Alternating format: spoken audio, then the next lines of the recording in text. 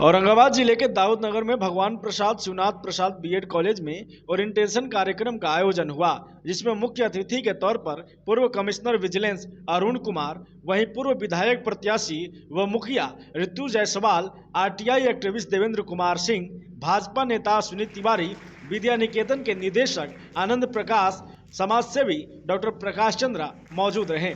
इस कार्यक्रम का उद्घाटन मुख्य अतिथियों ने दीप प्रज्वलित कर किया।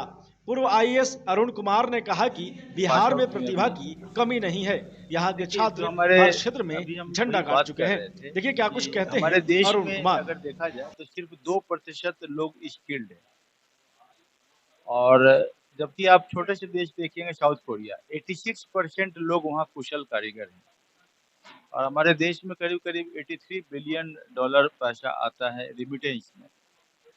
और जितने लोग हमारे बाहर जाते हैं बिहार के भी, जैसे गोपालगंज सिवान जिला के मान लीजिए लोग जाते हैं, अगर कारीगर अच्छे हों ना, कुशल हों, तो हमारी रिमिटेंस इकोनॉमी बहुत अच्छी हो सकती है।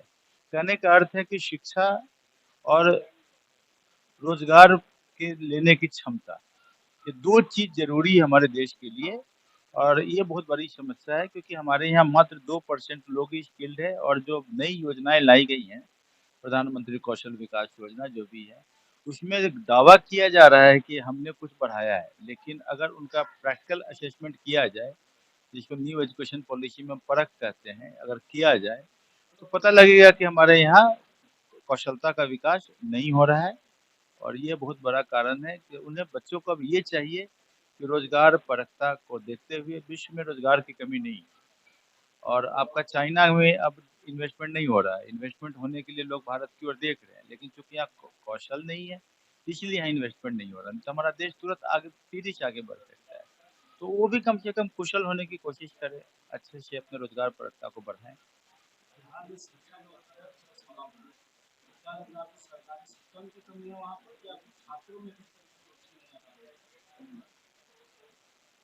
देखिए, अगर मान लिया एम्प्लॉयमेंट नहीं है, एक लोअर मिडिल क्लास का आदमी रोजगार की अपना क्षमता बढ़ाता है इसलिए कि ताकि उसको आमदनी ज्यादा आए। आज बच्चों को दिख रहा है कि हम पढ़ लिख के भी बेरोजगार हो जाते हैं, और तो पढ़ाई के प्रति जो है सो थोड़ा सा रुझान कम हो गया है। दूसरी बात, जो ये कुछ टीचर की जो अपॉइंटमेंट बीच में हुए, जो बिना किसी कॉम्पिटिटिव एग्जाम में बिना किसी परख के हुए, तो वो, और टीचर संजोग से पंचायत के शिक्षक पंचायत में ही रहते हैं, उनके ऊपर में दबाव नहीं बन पाता है कि आप समय पर क्यों नहीं आते हैं, क्योंकि वहाँ जो भी दबाव बनाने वाले लोग हैं उसी समाज के होते हैं। तो कुछ तो नीतिगत समस्या है, थोड़ी हमारे अपनी भी समस्या है कि हमारे यहाँ रोजगार नहीं है, तो लोग फिर तो पढ़ने से क्या फायदा है।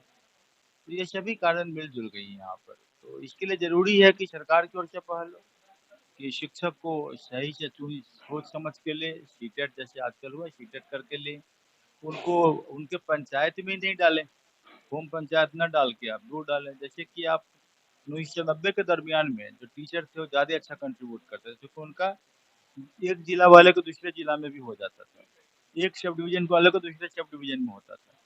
स्वाभाविक है, कोई टीचर कम सैलरी मिलते हुए बिहार में शिक्षा का एक ऐसा ही माहौल था जैसा माहौल मध्य कहीं भी था।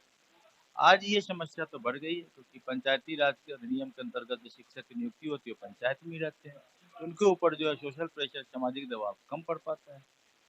कार्यक्रम जो कराएं, सबसे पहले तो उसके पीछे का क्या उद्देश्य रहा?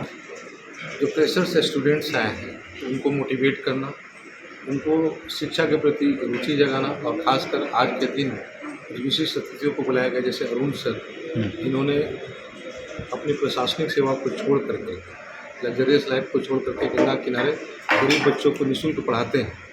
तो उनको यहाँ पे मैं बुला करके बच्चों को ये बताना चाह रहा था कि अगर आपके अंदर इच्छा है तो बिहार में संसाधन की कमी नहीं है, बिहार विभूतियों से भरा हुआ है। अरुण सर जैसे लोग आपके लिए तैयार हैं। अगर आपके अंदर ये इच्छा है कि आप भी सिविल सेवा की तैयारी कर सकें, तो आपके लिए अरुण सर जैसे लोग अपना दिल खोल करके बैठे हुए हैं और आपके लिए दिन रात मेहनत कर रहे हैं। यहाँ पे चूँकि 70% लड़कियाँ हैं, तो मैंने ऋतु जायसवाल सर मैडम को इसलिए बुलाया कि ऋतु जायसवाल नारी सशक्तिकरण की प्रतीक है। वो एक प्रशासनिक पदाधिकारी की पत्नी होने के बावजूद उन्होंने सुदूर सीतामढ़ी के सिवानी पंचायत, जो विकास से कोसों दूर था, उस क्षेत्र के विकास के लिए कमर कसी उन्होंने ठाना और कर दिखाया। 2 महीने में 2200 शौचालय, प्रधानमंत्री के द्वारा पुरस्कृत किया जाना, उपराष्ट्रपति के द्वारा पुरस्कृत किया जाना, 15 लाख रुपए का पुरस्कार राशि मिलना। तो मैं बच्चियों को चाहता था कि इनको देख करके मोटिवेट हों और मैं चाहता था कि उनसे प्रेरणा लें कि अगर व्यक्ति ठान ले तो कुछ भी कर सकता है। अगर आपकी रुचि समाज सेवा में है तो आप समाज को बदल सकते हैं। अगर आप राजनीति में आना चाहें तो राजनीति में अच्छे लोगों की कमी है, आप राजनीति को बदल सकते हैं। अगर आप चाहते हैं कि यूपीएससी का तैयारी करें तो आपके लिए अरुण सर अपना दरवाज़ा खोल करके रखे हैं। आप संसाधनों की कमी से नहीं जूझ सकते। आपके साथ अरुण सर की टीम में IITN देवेंद्र कुमार सिंह जी जैसे लोग हैं जो आपको मार्गदर्शन दे सकते हैं। इन्होंने अशोका IAS करके एक संस्थान भी पटना में खोला है और निर्धन लोगों को गंगा किनारे भी पढ़ा रहे हैं। तो बच्चों को उनसे परिचित कराना, क्योंकि दाऊदनगर और औरंगाबाद न सिर्फ उर्वर है फसल के मामले में, संस्कृति यहाँ की उन्नत है, इसके अलावा यहाँ के स्टूडेंट्स भी बहुत अच्छा परफॉर्म करते हैं। आप देखे होंगे इंटर में भी इस बार टॉप 10 में 5 बच्चे औरंगाबाद जिले से थे और दाऊदनगर तो स्पेशली मैट्रिक का परीक्षा जब भी होता है बिहार बोर्ड का तो 5 बच्चे यहाँ से होते ही होते हैं। CBSE में भी 1-2 बच्चे होते हैं। तो हमारे यहाँ मेधा है, इन्हें दिशा देने की ज़रूरत थी। हम चाहते थे कि मोटिवेटर के रूप में देवेंद्र कुमार सिंह जी जो IITN है, अरुण सर जो प्रशासनिक पदाधिकारी रह चुके हैं और जिन्होंने अशोका IAS की स्थापना की है, गंगा किनारे भी क्लासेस चला रहे हैं, और ऋतु जायसवाल भी जिन्होंने समाज सेवा में एक अलग कीर्तिमान स्थापित किया है, जिन्होंने बताया है कि राजनीति घृणा के लिए नहीं सेवा के लिए होता है। मैं उनको बुला करके अपने बच्चों को मोटिवेट कराना चाह रहे थे।